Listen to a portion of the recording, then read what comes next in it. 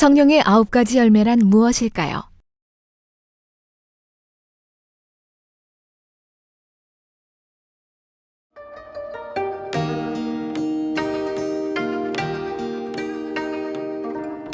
오직 성령의 열매는 사랑과 희락과 화평과 오래 참음과 자비와 양선과 충성과 온유와 절제니 이 같은 것을 금지할 법이 없느니라.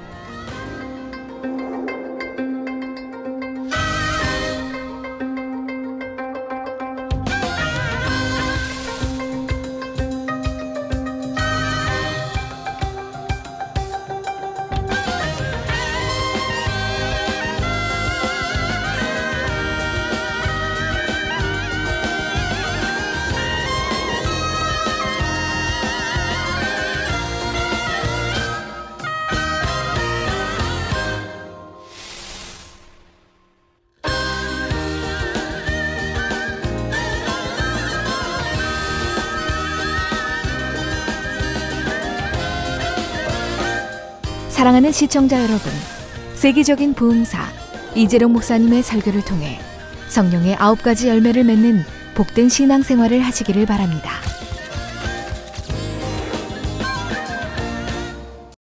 은혜 받으실 하나님 말씀은 갈라디아서 5장 22절에서 23절 말씀입니다.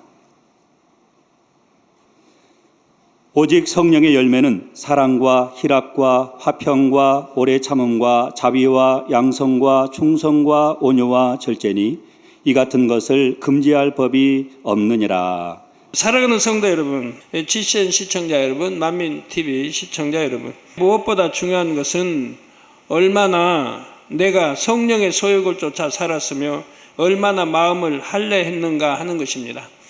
여러분이 1년 전하고 또 오늘 비교해 보시고 반년 전하고 오늘 얼만큼 내가 마음에 할례하고 변했는가 한번 점검해 보시기 바라요. 성령의 소욕을 쫓아 사는 사람은 반드시 성령의 열매를 맺게 되지요. 농부들 참 봄에 씨 뿌리고 여름에 씨 뿌리고 또 가을에 씨 뿌리는 것도 뭐 봄에 거두는 재미로 살아갑니다. 그렇게 땀을 흘려서 풍성한 열매 못 거두면 얼마나 참 슬플 일이에요. 여러분도 1년 마음에 농사 지어서 풍성한 열매 맺었다면 행복할 것이고 죽정이 됐다고 하면 참 슬플 일이죠. 열매를 못 맺었다 하면. 요한복음 15장 8절에 너희가 과실을 많이 맺으면 내 아버지께서 영광을 받으실 것이요 너희가 내 제자가 되리라 하셨습니다. 부지런히 성령의 소욕을 쫓아 행함으로 마음밭을 개간하고 진리의 씨를 뿌려 많은 열매 맺은 여러분이 되시기를 바랍니다. 올해도 많은 열매를 거두는 기쁨을 누리며 해가 갈수록 더 풍성히 수확하여 다시 오실 주님을 담대하게 맞으시기를 주님의 이름으로 축원합니다. 사랑하는 성도 여러분, 오늘은 성령의 9가지 열매 세 번째 시간으로 화평의 열매에 대해 증거합니다. 로마서 12장 18절에 할 수 있거든 너희로서는 모든 사람으로 더불어 평화하라 했습니다.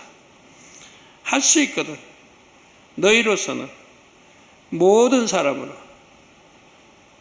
저 사람은 내 마음에 안 맞으니까, 내 생각이 안 맞으니까, 저 사람은 나하고 감정이 있으니까 그런 게 아니고 모든 사람으로 더불어 평화하라 말씀합니다. 히브리서 12장 14절에는 모든 사람으로 더불어 화평함과 거룩함을 쫓으라. 화평함과 또 거룩함을 쫓으라. 이것이 없이는 아무도 주를 보지 못하리라 했죠. 아무도 주를 보지 못한다. 하나님을 믿는 자녀들이라면 모든 사람과 더불어 화평함을 쫓아야 합니다. 뭐 부부간에도, 형제간에도, 자매간에도, 부모 자녀간에도, 뭐 이웃간에도 나를 사랑하는 사람들뿐 아니라 애매하게 나를 미워하고 괴롭히는 사람들과도 화평을 이루어야 하지요. 그러나 하나님을 믿는다 하면서도 자아가 살아있으면 화평을 이룰 수가 없습니다. 자기의 생각이 더 옳고 좋다고 판단하면 상대 의견을 무시하고 무례하게 행동하지요. 다수가 찬성하여 결정한 일이라 해도 자기 유익과 맞지 않으면 계속해서 불평하고 원망을 합니다. 또 사람이나 사물의 장점보다는 단점을 보며 상대를 깎아내리는 말을 많이 합니다. 안 좋은 말을 전달하여 사람들을 이간질하지요. 이런 사람들과 함께 있으면 마치 가시방석에 앉은 것 같아서 마음에 평안이 없습니다. 또한 화평을 깨는 사람들이 있는 곳에는 문제가 생기고 시험 환란이 찾아옵니다. 크게는 나라로부터 가정이나 직장, 교회, 어떤 단체에서도 화평이 깨지면 축복의 통로가 막히고 어려움이 생겨나지요. 특히 교회에서는 화평을 이루는 것이 매우 중요합니다. 하나님의 일을 이룸에 있어서 결코 화평이 깨어져서는 안 되죠. 아무리 일을 충성을 잘했다 해도 화평이 깨어졌다면 칭찬받을 수는 없습니다. 화평이 깨지는 곳에는 하나님께서 역사하실 수가 없고 오히려 사단에게 송사거리를 내주게 됩니다. 그러니 축복의 간증이 있을 수도 없고 하나님께 영광을 돌릴 수도 없지요. 그러면 어떻게 해야 화평의 열매를 맺을 수 있을까요? 첫째, 하나님과 화평해야 됩니다. 여러 가지 화평이 여러 가지인데 그중에 첫째, 하나님과 화평해야 된다 이 말입니다. 아무리 다른 거에 화평해도 하나님과 화평이 깨지면 내가 아무 소용이 없는 거예요. 하나님과 화평하기 위해 가장 중요한 것은 죄의 담이 없어야 한다는 것입니다. 아담은 선악과를 따먹게 되자 하나님의 낯을 배울 수가 없었고 하나님을 피하여 숨게 되었습니다. 전에는 너무나 가깝고 친밀하던 하나님이 죄의 담을 만들자 이제 두렵고 멀게 느껴졌지요. 아담과 하나님과의 사이에 화평이 깨져 버린 것입니다. 여러분도 진리 안에서 행할 때는 하나님과 화평함으로 담대합니다. 물론 죄의 담이 전혀 없이 온전한 화평을 이루려면 마음의 죄악을 다 버리고 성결되어야 하지요. 그러나 아직 온전치는 못하다 해도 각자 믿음의 분량 안에서 열심히 진리를 행할 때는 하나님과 화평한 관계를 이룰 수가 있습니다. 처음부터 믿음의 4단계, 5단계에 들어간 사람처럼 화평할 수는 없죠. 그러나 그 믿음의 분량, 1단계면 1단계, 2단계, 2단계, 3단계, 3단계 그 안에서 내가 최대한 화평을 쫓고자 하면 화평해 줄 수 있다 이 말입니다. 사람들과의 화평을 이룰 때도 먼저는 하나님과의 화평 안에서 곧 진리 안에서 화평해야 됩니다. 부모의 공경에도 진리한 주 안에서 부부 사이의 순종도 주 안에서 자녀 부모 사이의 순종도 주 안에서 성경은 주 안에서 공경하라. 다 주 안에 진리 안에서 진리에 벗어난 건 하지 말란 거예요. 진리 안에서 공경도 하고 순종도 하고 다 있다 이 말입니다. 사람 사이 화평하기 위해 하나님과 화평을 깨트려서는 안 되지요.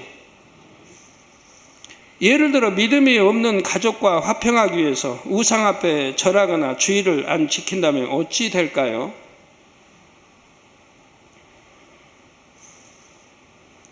육의 눈으로 보면 이렇게 해서 잠시 화평을 이룬 것 같지만 영적으로는 하나님 앞에 죄의 담을 만들어 화평을 크게 깨트린 것입니다.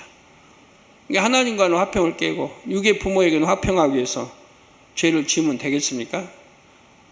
우상 앞에 절하는 거는 물론 그런 거는 결코 초신자라 해도 용납되지 않는 일이지만 말입니다.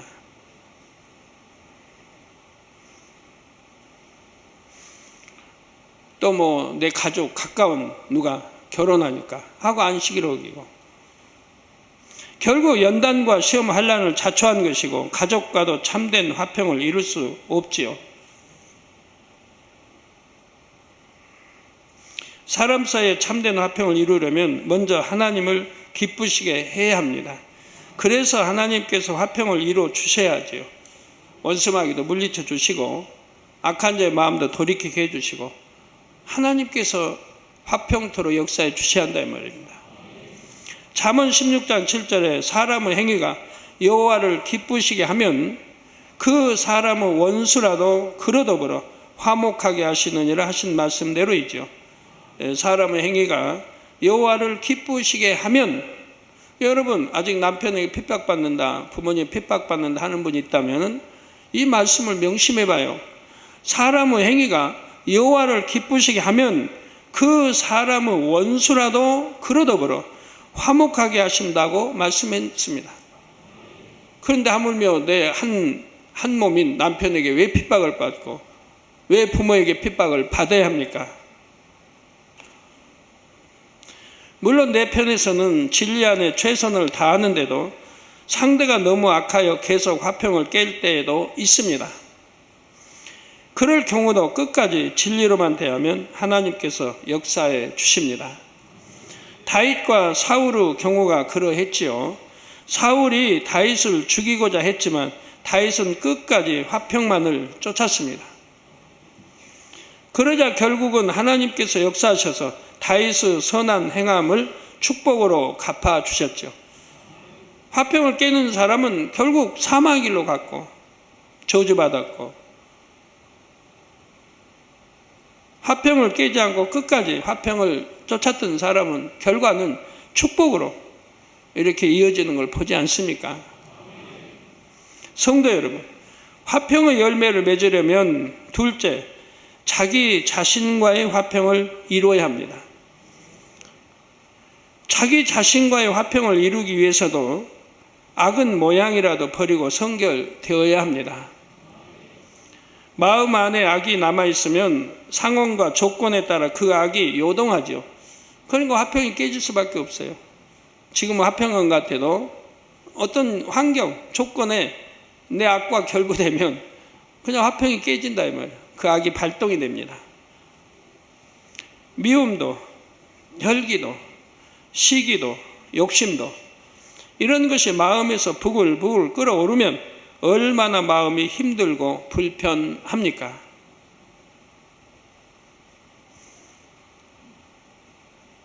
여러분 축복을 받는 분도 그래요. 너무 욕심이 잉태하면 안 돼요. 하나님 보시기에 너무 욕심부린 거 아니니? 하지 않을 정도로 기도도 하고 해야지. 너무 욕심을 부리면.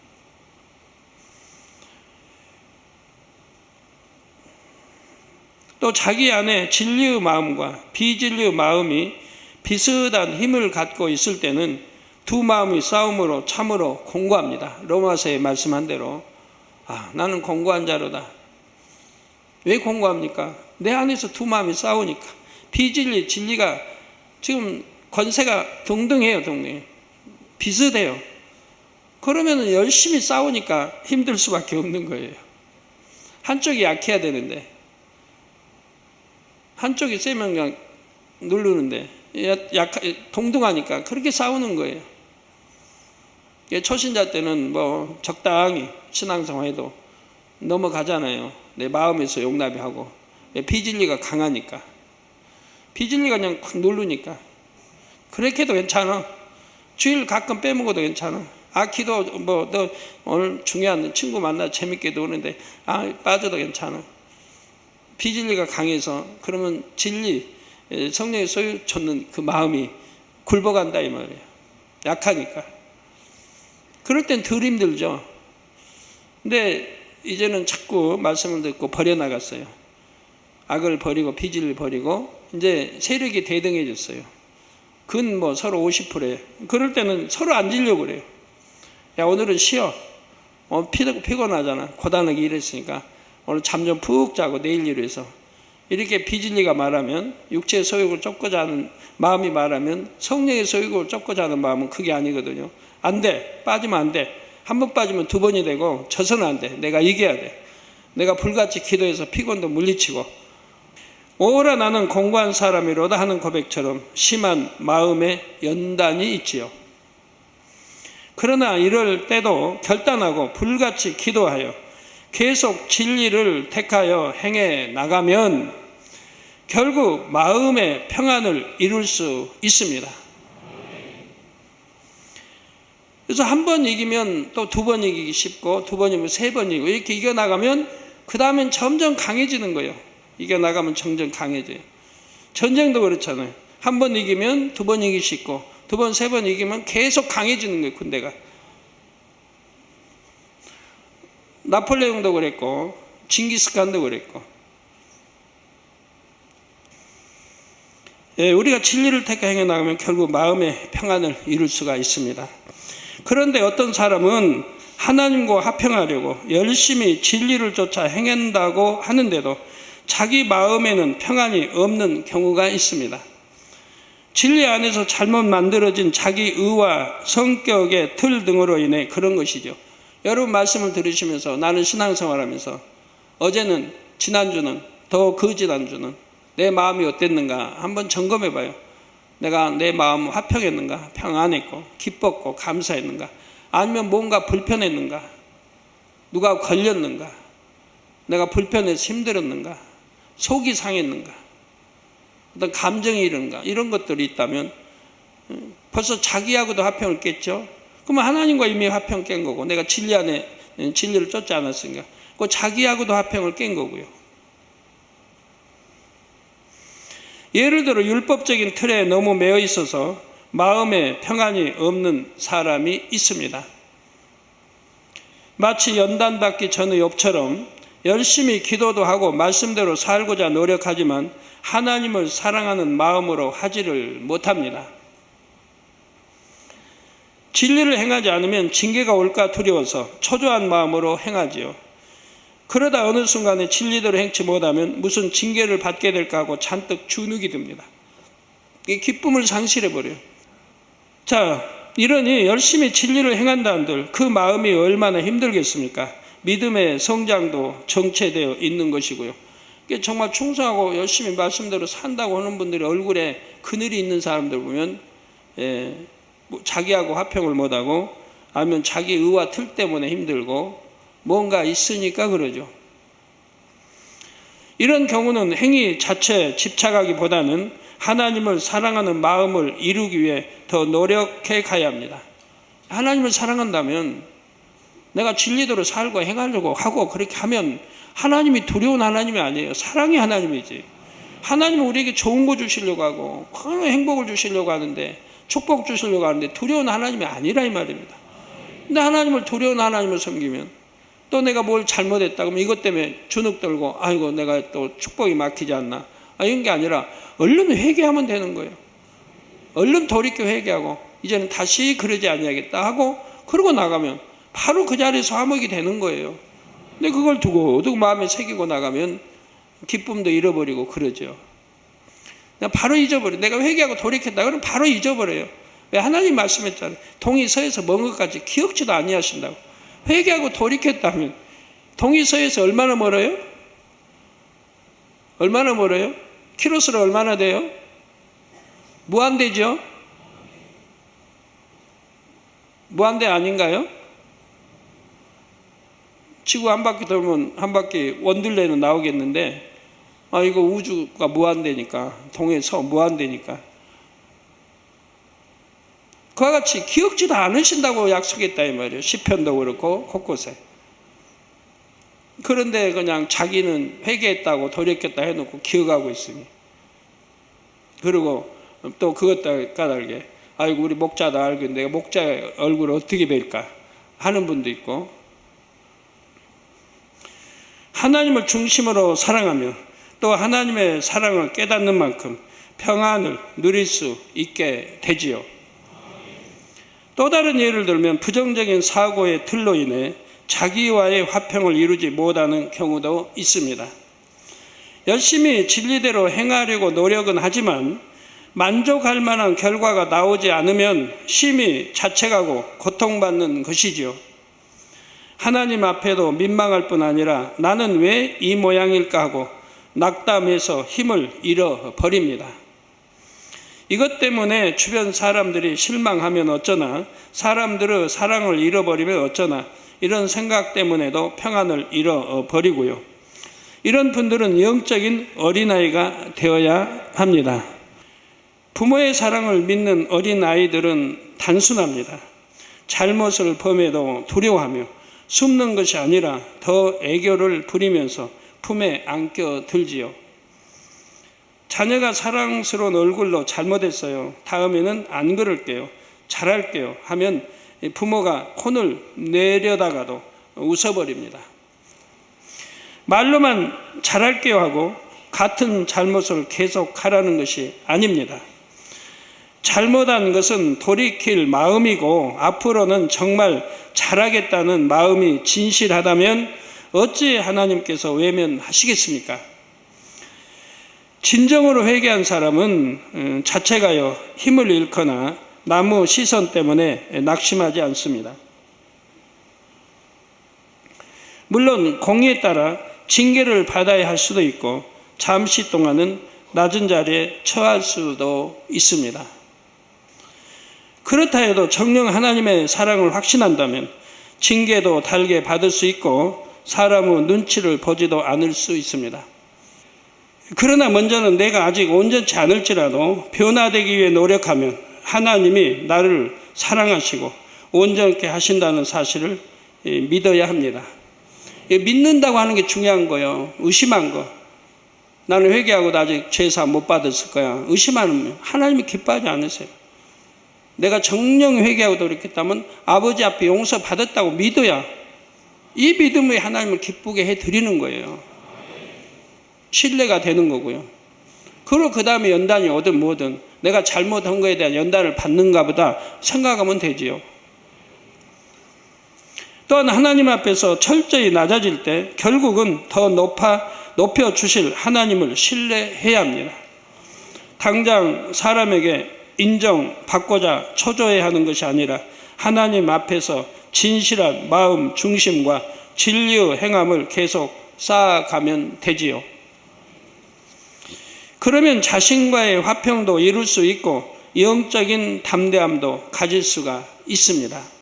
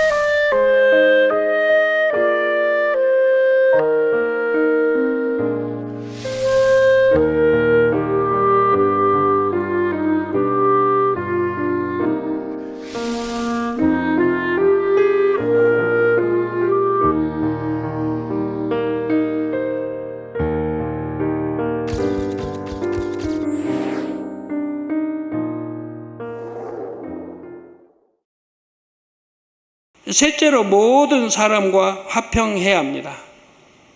모든 사람과 화평하려면 무엇보다 자기를 희생할 수 있어야 합니다. 내 희생이 없고서는 모든 사람과 화평할 수가 없습니다.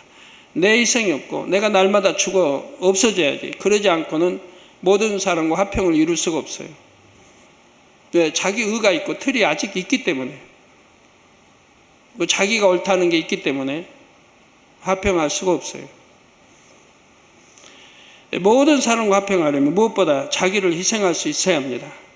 화평은 무례히 행치 않으며 나를 드러내어 자랑하지 않는 것입니다. 중심에서 나를 낮추고 상대를 높여 주어야 하지요. 또 편벽되게 어느 한쪽에 치우치지 않고 진리 안에서는 이것도 저것도 가하게 여길 수 있는 양면성 있는 마음이 화평입니다. 범사에 자신의 믿음에 맞추는 것이 아니라 상대의 입장에서 생각하며 맞춰줍니다. 설령 내 의견이 더 옳고 좋다 해도 비진리가 아니라면 상대에게 따라주는 것입니다. 이러한 화평을 온전히 이루기 위해서는 상대를 위해 자신을 희생하되 생명까지 내어줄 수 있어야 하지요. 다음으로 모든 사람과 화평하려면 자기 의와 틀을 주장하지 말아야 합니다. 사람마다 타고난 성품과 자란 환경이 다릅니다. 교육받은 내용도 믿음의 분량도 다르지요. 그래서 사람마다 옳고 그름의 기준이 다르고 좋고 나쁨의 기준도 다릅니다. 이 사람 A는 옳다고 해도 B는 옳지 않다고 생각할 수도 있는 거고요.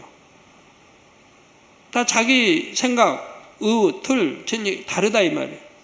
진리도 마찬가지예요. 학교에서 배운 진리, 참 진리라고 배운 것도 옳지 않은 게 많아요. 왜? 뭐 참 진리는 아니었으니까. 참 진리도 있고 아닌 것도 있습니다. 그럼 참 진리는 뭡니까? 1 플러스 1은 2. 이건 참 진리고 영원히 변치 않는 이건 참 진리인 거예요. 어떤 거는 진리라고 배웠는데 세월에 따라 변하는 거 많이 있어요. 그건 진리가 아니죠. 학문도 내가 어떤 배웠던 학문도 진리가 아니에요. 전에도 말씀드렸습니다만 저희 초등학교 때는 저기 하늘에 별이 2억 개라고 배웠어요. 2억 개. 그런데 2억 개는 발도 너무 안 되잖아요. 그대로 과학이 발달하다 보니까 2억 개가 뭡니까? 셀 수 없는 많은 별들이 있는데요. 그렇게 차이가 나잖아요. 학문 탐구함에 따라 늘 또 바뀌죠. 자, 부부의 예를 들어보죠. 또 남편은 집안이 항상 정리되어 있기를 원하는데 아내는 정리 정돈을 잘하지 않습니다. 이건 반대네요. 아내는 정리 정돈을 잘하는데 남편은 정리 정돈을 잘하지 않는 경우는 많이 있는데 이건 반대로 오히려 남편은 정리 정돈을 잘해요. 그런데 아내는 대충이에요. 정리 정돈을 잘 안 해요. 남편이 다 갖다 놨는데 아내는 남편 거 만졌다 하면 딴 자리에 옮겨져 있고 남편은 반듯하게 뒀는데 아내가 만졌다 하면 비틀어지고 그러니까 남편은 다 아는 거예요. 내 아내가 만졌는지 누가 만졌는지 다 아는 거예요. 남편은. 왜 항상 정도를 그렇고 정확하게 살았는데 아니 흐트러져 있는 모습 보면 누군가 만졌죠. 자기가 한 거 아니니까. 여러분 가정의 부부 사이에도 그러면 참 양쪽이 다 힘들어요. 누가 양보해야 됩니까? 정리정돈 잘 안 하는 사람이 양보를 해야죠. 자기가 고쳐야 되는 거예요. 왜? 남편이 정리정돈 잘하고 하면 그건 남편은 옳은 거니까 아내가 고쳐야 되는 거예요. 또 아내가 정리정돈을 잘하는데 남편이 대충대충 흐트러 놓고 자꾸 하면 참 속상해요. 아내가. 뭐 한 달, 두 달 고면도 해보고 아이고 남편씨 이렇게 딱 정돈해 놓으면 얼마나 보기 좋아요. 그거 해도 남편은 듣지 않아요. 1년, 2년이 가도 3년이 가도 여전히 그래요. 그럼 아내씨 참 마음이 상하죠. 왜 이렇게 명심해서 고쳐주면 좋은 건데 왜 안 들을까? 참 마음이 상하죠.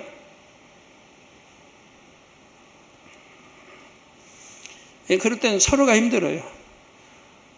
안 들어주는 사람도 힘들고 자꾸 안 듣는다고 말하는 또 사람이 말 듣기도 힘들고 그러냐 아무래도 그런 거 사소한 하나까지도 마음에 서로 금이 갈 수가 있는 거죠. 근데 그거 하나만 있겠습니까? 하나 예지 그 외에 많은 것들이 삶이 그럴 거 아니에요. 그래서 태어나서 자랄 때 부모의 어떤 교육을 받았냐에 따라 이렇게 달라지는 거예요. 행동, 거지, 교양 모든 게 너무 달라지는 거예요. 부모가 정말 교양 있고 선한 그런 부모 밑에서 자랐다고 하면 그런 행동, 거지까지 전부 배우기 때문에 배워서 깨끗하게 성장을 한다 이 말이에요. 부부가 만날 때는 같은 그런 성격이나 그런 게 만나지는 않지 않습니까? 그냥 얼굴 보고 이쁘니까 만났는데 나중에 살아보니까 그게 아닌데 남편이 처음에는 사랑으로 참고 아내 대신 정리정돈을 하지만 계속 반복되면서 짜증이 납니다. 아내가 가정교육을 잘못 받았다는 생각도 들고 깨끗이 정리하는 것이 너무나 옳은 일인데 왜 아내는 이 정도도 못하나 답답하지요. 몇 번씩 권면해도 듣지 않고 그 권면이 1년이 가고 2년이 가도 여전히 아내는 남편의 말을 무시합니다. 또 듣지 않고 고치지 않으면 무시한 거죠. 비록 정돈하는 습관이 안 되어 있다 해도 남편이 계속 권면하면 변화되어야 할 텐데 아무리 말해도 듣지 않으니 못마땅하지요. 이거 뭐 피장파장해요. 남편 씨도 그렇고. 아내가 아무리 남편에게 막 사정합니다. 제발 자녀들 생각해서요. 가정 생각해서요. 제발 좀 그 노름 좀 끊으세요. 어떻게 하려고 그럽니까? 앞으로 자녀들은 크고 학교 다녀. 근데 이렇게 해가지고 어떻게 하려고 그럽니까? 제발 끊으세요. 끊으세요. 사정을 해도 남편 씨 안 끊죠? 폐가 망신할 때까지. 없으면 뭐나 잡혀다도 하고 집문서까지 잡혀다 하기도 그런 남편도 있고요. 그거 하나뿐이겠습니까? 예를 들어 그런 거 하나하나가 가정 화평을 깨버리죠. 자녀들과의 화평도 깨어지는 거고요. 서로가 옳은 소리 할 때는 들어줘야 됩니다. 아무리 윗사람이라도 자녀가 옳은 소리 하면 들어줘야 되고, 부부간에도 부모 자식 간에도 옳은 소리 앞에는 다 들어줘야 돼요. 순종해 줘야 돼요. 그래 않으면 화평이 깨지죠. 반대로 아내의 입장에서도 할 말이 있습니다. 사람이 늘 청소만 하면서 사는 것도 아닌데 내가 못 치웠을 때는 남편이 좀 치워주면 되지. 그걸 가지고 소심하게 매번 불평을 할까? 그러면 남편이 마음이 너그러우면 아이고, 그래 내가 참지 뭐 할 수도 있는데 그렇지 못하다면 속에다가 기름 붓는 거죠. 속이 타고 있는 데다 기름 부은 거예요.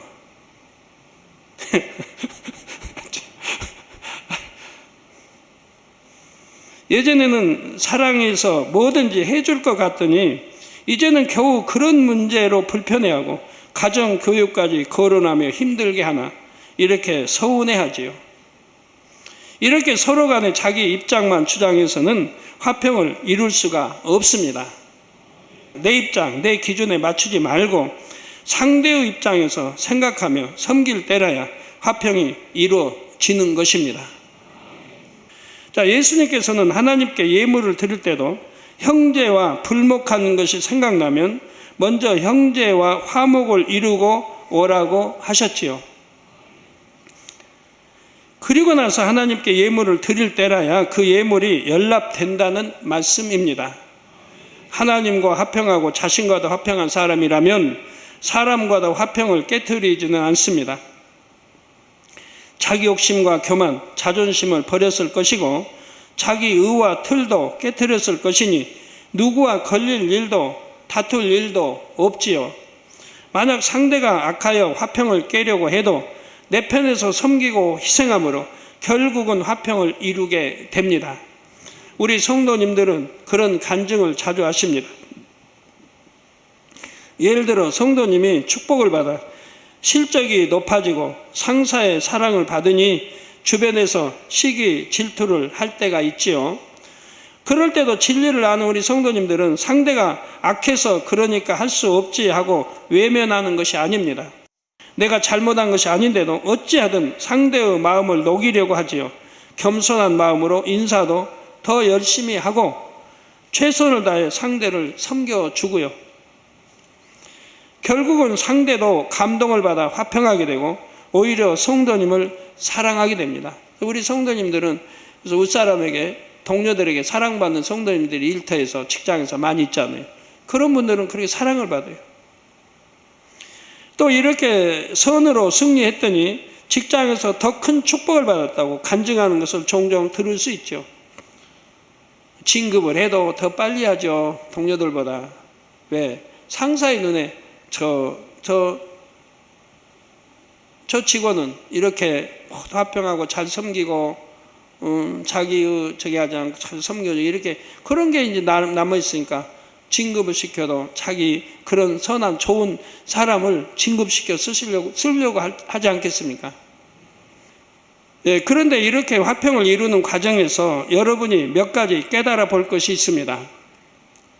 먼저 내 편에서는 감정도 없고 화평한데 상대가 나와 화평을 깬다 할 때 정말 상대의 탓인가 하는 것입니다. 고의는 아니었다 해도 자기 편에서 화평을 깨는 원인 제공을 해놓고도 깨닫지 못하는 경우가 있습니다. 부지중에 상대를 배려하지 못하고 지혜롭게 못한 말이나 행동으로 상대의 감정을 상하게 만든 것입니다. 이럴 때 자기 입장에서만 생각하고 나는 상대에게 감정이 없다고 고집한다면 결국 화평이 이루어질 수가 없지요. 자신을 발견하여 변화될 수도 없는 것이고요. 정녕 상대의 입장에서 봐도 내가 화평을 쫓는 사람으로 보일 것인지 분별할 수 있어야 한다는 말입니다. 또 윗사람의 입장에서는 나는 화평을 이루었다고 생각하지만 아랫사람은 힘들어하는 경우도 있습니다. 윗사람이기에 불편한 내색은 못하지만 속으로는 상처받고 힘들어하는 것이죠. 동료 간에도 마찬가지이고요. 화평을 이루어감에 있어 여러분이 또 한 가지 깨달아 봐야 할 점은 참된 화평은 마음으로 이루어야 한다는 것입니다. 하나님과 혹은 자신과 화평하지 못한 사람도 사람과는 어느 정도 화평을 유지할 수 있습니다. 사실 이 재단에서 몇 년만 성결의 복음을 듣고 어느 정도 일꾼으로서의 경륜이 쌓이면 드러내고 화평을 깨는 경우는 드물지요. 더구나 하나님의 일에서 화평을 깨면 안 된다고 누누이 듣고 배웠기 때문에 즉 상대와 맞지 않는다고 해도 부딪히지는 않습니다. 그러나 악을 악으로 대응하지 않았다고 해서 화평의 열매를 맺었다고 할 수는 없지요. 성령의 열매는 겉으로만이 아니라 내면의 곧 마음의 열매로 맺히는 것입니다. 예를 들어 상대가 나를 섬겨주지 않고 인정해주지 않을 때 속으로는 서운하고 속상하지만 겉으로는 표현하지 않을 수가 있습니다. 내가 참아야지 하면서 상대에게 맞춰 주었는데 다음에 또 똑같은 상황이 벌어지죠. 이러면 서운한 마음이 점점 쌓이게 됩니다. 그러면 자존심이 상해서 직접 표현은 못하지만 말을 돌려서 상대를 찌르기도 합니다. 은연중에 피해의식을 드러내기도 하지요. 때로는 상대를 이해함으로 화평한 것이 아니라 변론하다 보면 다툼이 생길까 염려하여 입을 다물어 버리는 경우도 있습니다. 저 사람은 악하고 자기 주장만 강하여 대화가 통하는 사람이 아니다 하면서 상대를 무시하는 마음으로 물러서 버리는 것이죠. 이렇게 해서 겉으로 화평을 깨지는 않았다 해도 상대에 대해 감정이 좋지는 않습니다. 상대의 의견에 마음을 모아줄 수도 없고 그를 가까이 하기 싫다고 느낍니다. 나중에 다른 사람에게 상대의 허물을 말하며 불평하기도 하죠. 그 사람은 참 악하다. 내가 이렇게 이해하지 못할 일을 당했지만 나는 참고 선으로 행했다면서 결국 상대에 대해 불편함을 말하게 됩니다. 물론 드러내놓고 화평을 깨는 것보다는 이렇게라도 화평을 깨지 않는 것이 더 낫습니다. 그러나 참된 화평을 이루려면 진정으로 상대를 섬기는 마음이어야 합니다. 내 중심에서 내가 화평하고 내 중심에서 섬기는 마음으로 화평을 해야 됩니다. 이것이 참 화평이라 이 말입니다. 섬김 받고자 하는 마음을 여전히 가지고 있으면서 억지로 참는 것이 아니라 진정으로 섬기는 마음, 상대의 유익을 구하는 마음이 되어야 합니다. 내 기준에 맞춰 상대를 판단, 정죄하면서도 겉으로만 웃어주는 것이 아니라 상대의 입장에서 이해해 줘야 하지요. 그럴 때는 성령이 역사하십니다. 상대가 자기 유익을 구하다가도 마음의 감동을 받아 변화되지요. 부족함이 있다 해도 서로가 자기 탓으로 돌릴 수 있고 결과적으로 마음을 주고 받을 수 있는 참으로 화평한 관계가 이루어지는 것입니다. 사랑하는 성도 여러분, 하나님과 화평하고 자기 자신과 화평하며 모든 사람과 화평한 사람은 어둠을 물리치는 권세가 있습니다. 그래서 주변에도 화평을 이루어 줄 수 있지요. 마태복음 5장 9절에 화평케 하는 자는 하나님의 아들이라 일컬음을 받을 것이라는 말씀대로 하나님의 자녀된 권세, 빛의 권세가 있는 것입니다. 그러니까 하나님의 아들이라고 인정받을 수 있는 그런 자녀라면 그만큼 권세가 따른다 이 말이에요.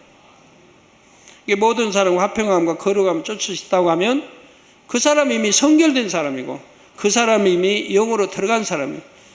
그러니 어찌 권세가 따르지 않겠어요? 그러니 하나님의 아들이라 하나님께서 인정하시기 때문에 아들을 어찌 대하겠습니까? 어떻게 원수마귀가 감히 하나님의 아들을 건드리겠어요? 힘센 천사가 지켜줄 것이고 하나님이 불꽃 같은 눈동자로 지켜주실 것인데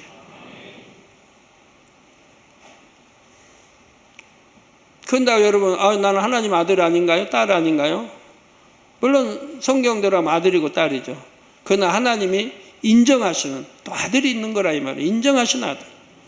다 같은 아들이 돼 인정하신 아들. 저 영으로 들어간 자녀들. 그걸 참 자녀라고 하나님은 하신다 이 말이에요. 그런 자녀는 권세가 따릅니다. 하나님이 그만큼 지켜주세요. 예를 들어 영혼 구원의 사명을 맡았을 때 영혼들로 하여금 화평의 열매를 맺도록 도와줄 수 있습니다. 곧 말씀의 권세와 능력으로 진리의 꼴을 먹여 영혼들이 죄에서 떠나고 의와 틀을 깨뜨릴 수 있게 신방하고 양육하는 것이죠. 사람들 사이에 이간질하고 불평하고 분리하는 사단의 회가 생길 때도 말씀의 권세로 파할 수가 있습니다. 그래서 사람과 사람 사이에도 화평을 이루게 할 수가 있습니다. 결론을 말씀드립니다. 사랑하는 성도 여러분, 요한복음 12장 24절에 내가 진실로 너희에게 이르노니 한 알의 밀이 땅에 떨어져 죽지 아니하면 한 알 그대로 있고 죽으면 많은 열매를 맺느니라 하셨습니다. 우리 예수님께서는 한 알의 밀알처럼 희생하여 죽으심으로 무수한 열매를 맺으셨습니다. 죽어가던 많은 영혼들의 죄를 사하시고 하나님과 화평케 하셨죠. 저 죄의 담을 허는 게 하나님과 화평한 거 아닙니까? 그래서 화목제물로 하나님과 우리 사이 화목하도록 화평하도록 만들기 위해서 우리 주님이 화목제물이 되어주셨다 이 말입니다. 그래서 하나님과의 화평을 이루게 우리 죄를 대속하시고 이렇게 했다 이 말. 그 화평을 깨는 게 뭐예요? 죄라 이 말입니다. 죄. 그래서 우리 주님의 화평을 깨는 우리 죄를 대속해 주심으로 우리와 하나님 사이 화평을 이루어서 아바 아버지라 부를 수 있도록 해 주셨다 이 말입니다. 또한 그 결과로 주님 자신은 만왕의 왕, 만주의 주가 되시며 큰 존귀와 영광을 받으셨습니다. 죽어지고 희생하고 남의 유익만 구한다 해서 자신은 손해를 본 것이 아니지요. 자기가 죽지 않으려고 버티는 것이 아니라 죽어지고 희생할 때라야 많은 열매를 얻을 수가 있습니다. 아버지 하나님께서는 이런 예수님처럼 여러분도 희생하고 죽어짐으로 많은 열매를 내기 원하십니다. 많은 영혼들을 하나님께 인도하며 하나님의 아들이요 존귀한 참자녀로 인정받아 큰 영광과 축복을 누리기 원하시지요. 사랑하는 성도님들은 속히 진리의 마음을 이루고 범사에 희생하고 섬김으로 온전한 화평의 열매를 맺으시기를 바랍니다. 그래서 하나님의 참 아들로서 이 땅에서도 영적인 권세를 누릴 수 있고 하늘에서도 존귀한 자리에 설 수 있기를 주님의 이름으로 축원합니다. 말씀 상고하시면서 통성으로 다 기도하시겠습니다. 할렐루야. 아버지 하나님 감사합니다. 오늘도 들은 말씀이 믿음이 되고 생명이 되게 도와주시 원합니다. 정령의 하나님, 우리가 화평을 쫓기 원합니다. 하나님과 주님과 목자와 모든 죄종들 일꾼과 다 화평하며 또 자기 자신과 화평하며 모든 사람과 화평하는 화평을 쫓기 원합니다. 이것이 하나님을 기쁘게 된 길이요 하나님의 아들이라 칭함을 받을 길이요 아버지 참으로 우리가 모두 화평과 거룩함을 쫓을 수 있는 아들 딸들이 되게 축복해 주옵소서. 감사합니다. 그래야므로 곳곳에서 원수마귀 사단 어둠의 진이 깨어지고 분쇄되게 도와주시기를 원합니다. 우리 주 예수 그리스도의 이름으로 기도합니다. 아멘.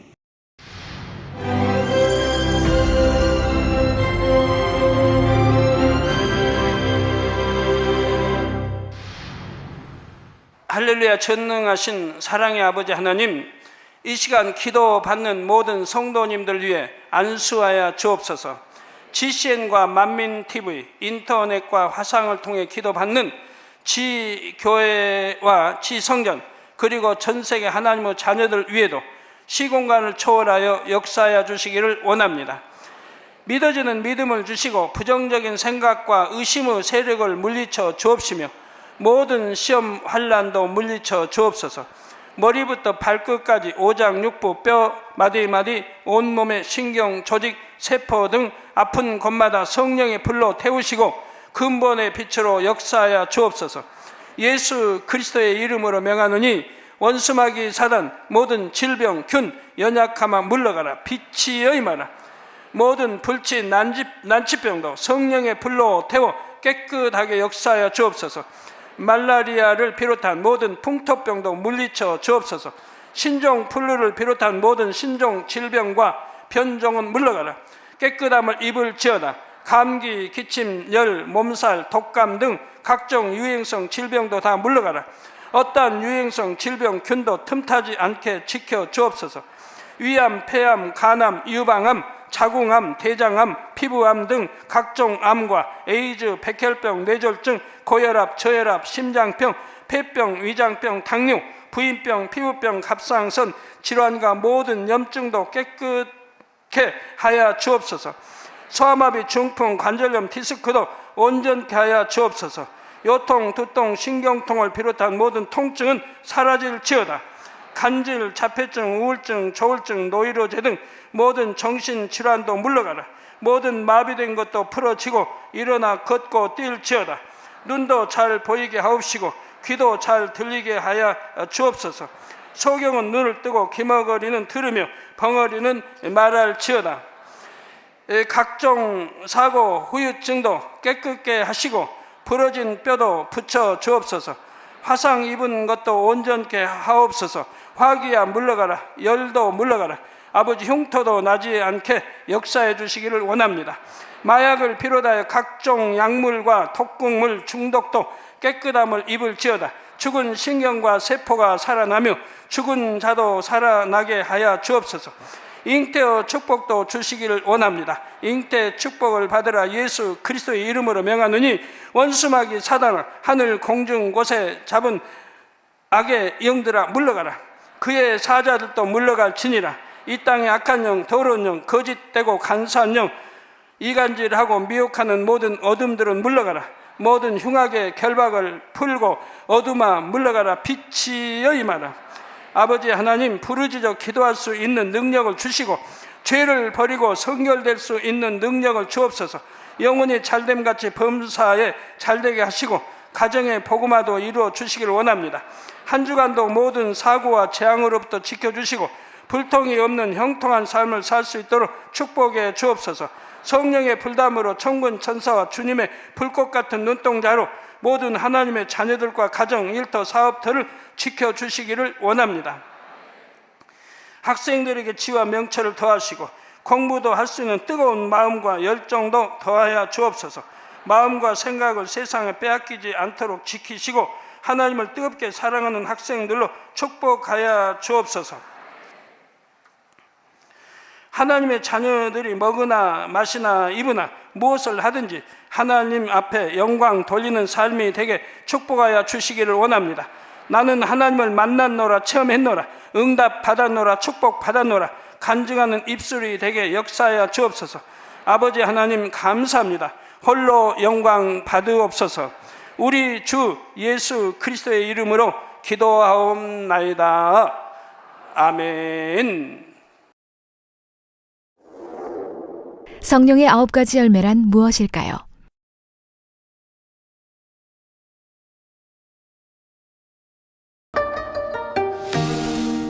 성령의 열매는 성령이 임하면서 심긴 생명의 씨가 자라서 맺히는 열매입니다.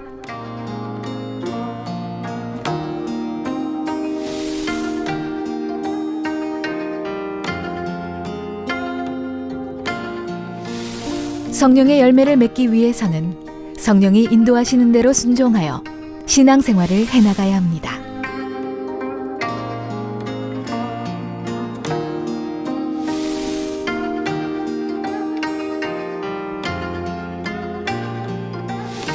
성령의 인도하심을 따라 성령의 소욕을 쫓아 나갈 때 영이 점점 성장하고 영의 열매를 맺게 됩니다. 사랑하는 시청자 여러분, 세계적인 부흥사 이재롱 목사님의 설교를 통해 성령의 인도하심을 따라 신앙생활을 해나가며 성령의 9가지 열매를 풍성하게 맺으시기 바랍니다.